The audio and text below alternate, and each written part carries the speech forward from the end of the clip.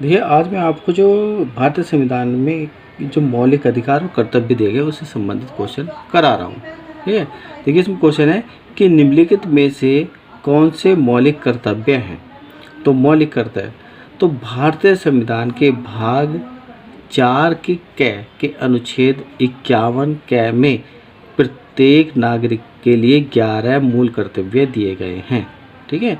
भारतीय संविधान के भाग 4 के अनुच्छेद 51 के में प्रत्येक नागरिक के लिए 11 मूल कर्तव्य दिए गए हैं, और जिनमें से मूल कर्तव्य कौन कौन से हैं।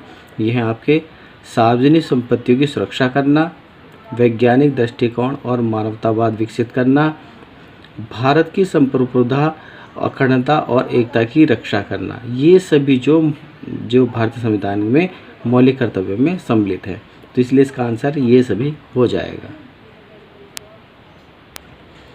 नेक्स्ट क्वेश्चन है कि के पास मौलिक अधिकार को लागू करने की शक्ति है।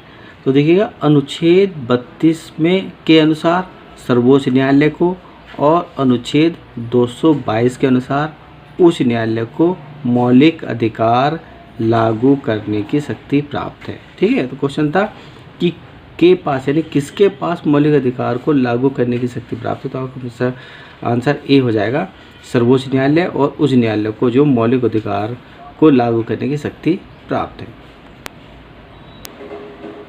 नेक्स्ट क्वेश्चन, निम्नलिखित में से किसमें मौलिक कर्तव्य को उल्लिखित किया गया है। तो देखिएगा, ये इसमें कुछ भाग दिए गए हैं, तो मैं इन भागों के अनुसार आपको बता रहा हूँ कि भाग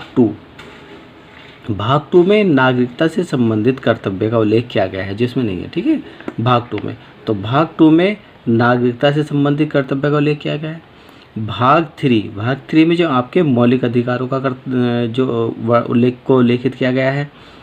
और भाग 4 में आपके नीति निर्देशक तत्व को उल्लेखित किया गया है, जो कि आपके आयरलैंड से प्रेरित है। इसके बाद है आपका भाग 4 कै में जो है मौलिक कर्तव्यों को उल्लेखित किया गया है। तो क्वेश्चन था कि निम्न में से किस में मौलिक कर्तव्य को उल्लेखित किया गया है। तो आपका आंसर क्या हो जाएगा, ए हो जाएगा, भाग 4 कै में जो मौलिक कर्तव्य को उल्लेखित किया गया है। नेक्स्ट क्वेश्चन है कि भारतीय संविधान के अनुच्छेद 19 में कौन सा अधिकार शामिल है। तो देखिए, भारतीय संविधान के अनुच्छेद जो दिए गए हैं वो 14 से 18 में समानता के अधिकार का उल्लेख किया गया है। अनुच्छेद 19 से 22 में वाक और अभिव्यक्ति स्वतंत्रता के अधिकारों को उल्लेखित किया गया है। और 23 और 24 में भारत संविधान के अनुच्छेद 23 और 24 में शोषण के विरुद्ध अधिकारों को उल्लेखित किया गया है। और अनुच्छेद 25 से 28 में धर्म की स्वतंत्रता के अधिकारों को उल्लेखित किया गया है। 29 और 30 भारत संविधान के अनुच्छेद 29 और 30 में संस्कृति एवं शिक्षा के अधिकारों को उल्लेखित किया गया है। और अनुच्छेद 32 में संवैधानिक उपचारों के अधिकारों को उल्लेखित किया गया है। क्वेश्चन था कि भारतीय संविधान के अनुच्छेद 19 में कौन सा अधिकार शामिल है। तो आपका आंसर बी हो जाएगा कि भारतीय अनुच्छेद 19 में जो है आपका वाक और अभिव्यक्ति स्वतंत्रता के अधिकारों को उल्लेखित किया गया है। नेक्स्ट होने की बंदी प्रत्यक्षीकरण भारतीय संविधान के किस भाग से संबंधित है। तो देखिएगा, बंदी प्रत्यक्षीकरण जो का प्रावधान भारतीय संविधान के मौलिक अधिकार के अनुच्छेद 12 से 35 में के भाग में वर्णित किया गया है। ठीक है। क्वेश्चन था कि बंदी प्रत्यक्षीकरण भारतीय संविधान के किस भाग से संबंधित है। तो आपका मौलिक अधिकारों से संबंधित है। ठीक है। मौलिक कर्तव्य से नहीं, ध्यान रखना है आपको कि बंदी प्रत्यक्षीकरण जो भारतीय संविधान के किस भाग से संबंधित है, वो आपका डी आंसर हो जाएगा, मौलिक अधिकारों से संबंधित है। नेक्स्ट क्वेश्चन है कि 42वें संविधान संशोधन के माध्यम से भारतीय संविधान में कितने मौलिक कर्तव्य सम्मिलित किए गए थे। देखिएगा, 42वें संविधान संशोधन की बात हो रही है। सरदार स्वर्ण सिंह समिति की अनुशंसा पर संविधान के 42वें संविधान संशोधन जो कि 1976 में हुआ था, 1976 में 42वें संविधान संशोधन हुआ था, में भारतीय संविधान में 10 मौलिक कर्तव्यों को सम्मिलित किया गया था। ठीक है। क्वेश्चन था कि 42वें संविधान संशोधन के माध्यम से भारतीय संविधान में कितने मौलिक कर्तव्यों को सम्मिलित किया गया था। तो सरदार स्वर्ण सिंह समिति की अनुशंसा पर 42वें संविधान संशोधन पर 10 मौलिक कर्तव्यों को सम्मिलित किया गया था, परंतु वर्तमान में जो 11 मूल कर्तव्य हैं जो कि 2002 में 86वें संशोधन में सम्मिलित किए गए थे। तो क्वेश्चन अगर कह रहा है कि 42वें संविधान संशोधन के माध्यम से भारतीय संविधान में कितने मौलिक कर्तव्य सम्मिलित किए गए थे, तो आपका आंसर 10 हो जाएगा। और अगर ये पूछा जाए कि भारतीय संविधान में वर्तमान में मौलिक कर्तव्य की संख्या कितनी है, तो आपका 11 आंसर हो जाएगा। नेक्स्ट क्वेश्चन, निम्नलिखित में से कौन सी समिति ने मूल कर्तव्यों को संविधान में सम्मिलित करने का सुझाव दिया था। ठीक है, देखिए, तो सरदार स्वर्ण सिंह समिति की अनुशंसा पर संविधान के 42वें संशोधन जो कि 1976 में हुआ था, भारतीय संविधान में 10 मौलिक कर्तव्यों को सम्मिलित करने का सुझाव दिया था। ठीक है, तो क्वेश्चन था कि निम्नलिखित में कौन सी समिति ने मूल कर्तव्यों को संविधान में सम्मिलित करने का सुझाव दिया था, तो आपका आंसर डी हो जाएगा, स्वर्ण सिंह समिति। देखिए, नेक्स्ट क्वेश्चन है कि सूची फर्स्ट को सूची सेकंड से सम्मिलित करें तथा नीचे दिए गए कोटों के सही उत्तर चयन करें। तो यहाँ आपकी सूची फर्स्ट है और ये सूची सेकंड से हमें सम्मिलित करना है। तो इसमें ए दिया गया है, धर्म, वंश, जाति, लिंग, जन्म स्थान के आधार पर भेदभाव का प्रतिषेध वो किस अनुच्छेद में है। तो धर्म, वंश, जाति, लिंग, जन्म स्थान के आधार पर भेदभाव का प्रतिषेध जो वो अनुच्छेद आपके 15 में उल्लेखित है। ठीक है। बी है, कारखानों में बालकों के नियोजन का प्रतिषेध वो आपके अनुच्छेद 24 में उल्लेखित है। कुछ मामलों में गिरफ्तारी द्वारा निरोध का संरक्षण जो आपका अनुच्छेद 22 में उल्लेखित है। और अस्पृश्यता उन्मूलन जो अनुच्छेद आपके 17 में उल्लेखित है। तो इसलिए इसका आपका आंसर बी हो जाएगा। देखो, ए धर्म, वंश, जाति, लिंग, जन्म स्थान के आधार पर भेदभाव जो आपका किस में 15 है ना, तो ए का 2 है, तो ए का 2 ये हो जाएगा। बी का आपका 3 हो जाएगा, कारखाना बालकों में नियोजन का प्रतिषेध अनुच्छेद 24 में हो जाएगा। ठीक है। सी, कुछ मामलों में गिरफ्तारी तथा निरोध जो आपका में से संरक्षण जो आपका अनुच्छेद 22 हो जाएगा, सी का 1 हो जाएगा। और अस्पृश्यता उन्मूलन जो अनुच्छेद 17 है, तो डी का 4 हो जाएगा। तो आपका आंसर बी हो जाएगा। नेक्स्ट क्वेश्चन की सर्व शिक्षा अभियान का उद्देश्य किस आयु समूह के बच्चों में शिक्षा को प्रोत्साहित करना है। तो सर्व शिक्षा अभियान का संचालन मानव संसाधन विकास मंत्रालय करता है और सर्व शिक्षा अभियान की जो शुरुआत 2001 से हुई थी। भारतीय संविधान में 86वें संशोधन जो कि 2002 में हुआ था कि इस संशोधन यानी कि 86वें संशोधन के अनुसार शिक्षा के अधिकार को मौलिक अधिकार बना दिया गया था। ठीक है, जिसमें 6 से 14 वर्ष तक के बच्चों को मुफ्त व अनिवार्य शिक्षा प्रदान करना अनिवार्य था। तो क्वेश्चन था कि सर्व शिक्षा अभियान का उद्देश्य किस आयु समूह के बच्चों में शिक्षा को प्रोत्साहित करना है। तो आपका आंसर ए हो जाएगा, 6 से 14 वर्ष तक के बच्चों को शिक्षा के लिए प्रोत्साहित करना है। नेक्स्ट क्वेश्चन, ये भारतीय संविधान के किस अनुच्छेद में अल्पसंख्यकों के हित निहित हैं। ठीक है, तो देखिए कुछ अनुच्छेद दिए गए हैं आपका। ये अनुच्छेद 21 में प्राण एवं दैहिक स्वतंत्रता के अधिकारों का प्रदान किया गया है। अनुच्छेद 24 में जो आपके 14 वर्ष से कम आयु के बालकों को कारखानों खदानों में नियोजन पर प्रतिबंध लगाने का अधिकार प्रदान किया गया है।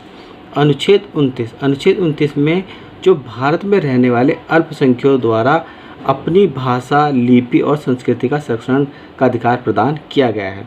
और अनुच्छेद 30 में भी जो आपका अल्पसंख्यकों को अपनी रुचि के शैक्षिक संस्थानों की स्थापना एवं प्रशासन का अधिकार प्रदान किया गया है। ठीक है, क्वेश्चन था कि भारतीय संविधान के किस अनुच्छेद में अल्पसंख्यकों के हित निहित हैं। तो आपका सी आ जाएगा, अनुच्छेद 29 में।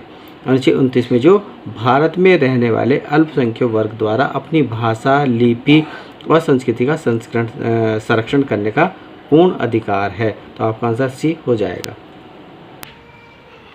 नेक्स्ट क्वेश्चन है कि शिक्षा का अधिकार एक मौलिक अधिकार है जो कि संबंधित है। तो देखिए कुछ अनुच्छेद दिए गए हैं, तो इन अनुच्छेद से मैं आपको बताता हूँ। अनुच्छेद 20A में, ठीक है, तो भारतीय संविधान में 86वें संशोधन 2002 के माध्यम से 21A में शिक्षा के अधिकार को मौलिक अधिकार बना दिया गया था। ठीक है। अनुच्छेद 19 जो आपका वाक और अभिव्यक्ति की स्वतंत्रता के अधिकारों से उल्लेखित है। अनुच्छेद 29 और 30। अनुच्छेद 29 में संस्कृति और शिक्षा संबंधी अल्पसंख्यकों के अधिकारों को उल्लेखित किया गया है। ठीक है। तो क्वेश्चन था हमारा कि शिक्षा का अधिकार एक मौलिक अधिकार है जो कि अनुच्छेद से संबंधित है, तो आपका आंसर ए हो जाएगा, अनुच्छेद 21A से संबंधित है।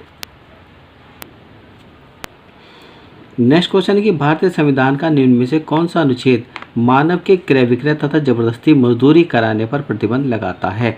तो भारतीय संविधान, ठीक है, तो भारतीय संविधान का 23वां अनुच्छेद मानव के क्रय विक्रय तथा जबरदस्ती मजदूरी कराने पर प्रतिबंध लगाता है।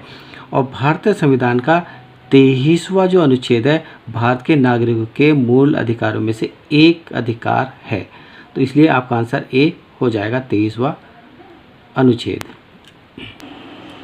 नेक्स्ट क्वेश्चन है कौन सा मौलिक अधिकार अल्पसंख्यकों के हितों के संरक्षण की बात करता है? ठीक है, तो देखिए भारतीय संविधान के अनुच्छेद 29 में अल्पसंख्यकों के हितों की रक्षा का उल्लेख किया गया है और अनुच्छेद 29 में अल्पसंख्यकों को शैक्षिक संस्थानों की स्थापना और प्रशासन करने का अधिकार दिया गया है। ठीक है, तो शैक्षिक और संस्कृति और शैक्षिक अधिकार, सांस्कृतिक और शैक्षिक अधिकार जो अल्पसंख्यकों के हितों के संरक्षण की बात करता है, तो आपका आंसर डी हो जाएगा।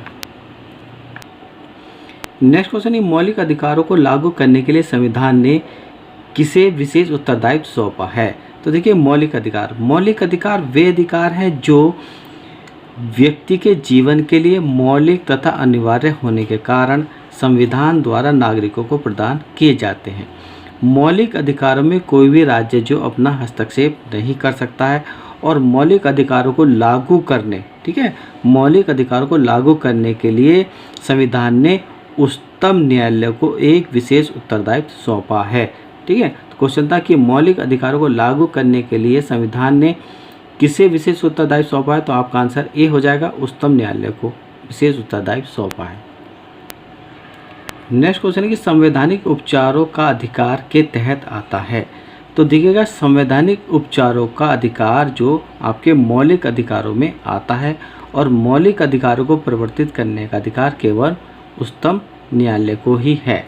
संवैधानिक उपचारों का अधिकार के तहत आता है, तो आपका आंसर ए हो जाएगा, मौलिक अधिकारों के अंतर्गत आता है। नेक्स्ट क्वेश्चन कि भारतीय संविधान के अंतर्गत निम्नलिखित में से कौन एक मौलिक कर्तव्य नहीं है?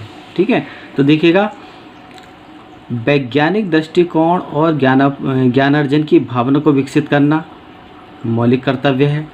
लोक संपत्ति की सुरक्षा करना मौलिक कर्तव्य है।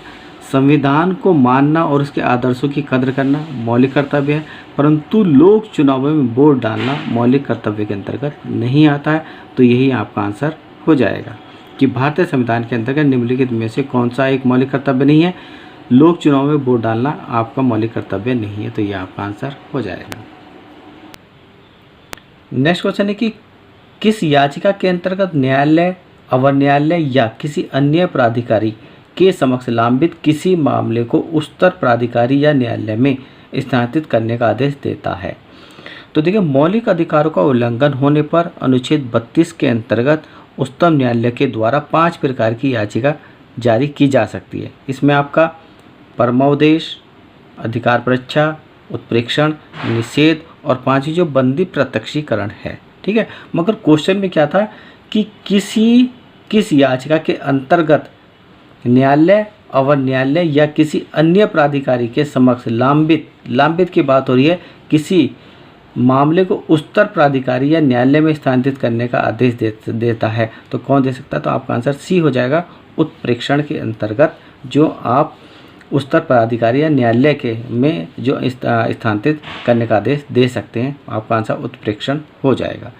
तो देखिएगा इसमें जो इस वीडियो में मैंने आपको जो भारतीय संविधान में जो मौलिक अधिकार और उनके कर्तव्य हैं से संबंधित कुछ क्वेश्चन कराए हैं, और अगर आपको मेरी वीडियो अच्छी लग रही हो तो आप मेरे चैनल को सब्सक्राइब कीजिएगा और मेरी वीडियो को लाइक कीजिएगा।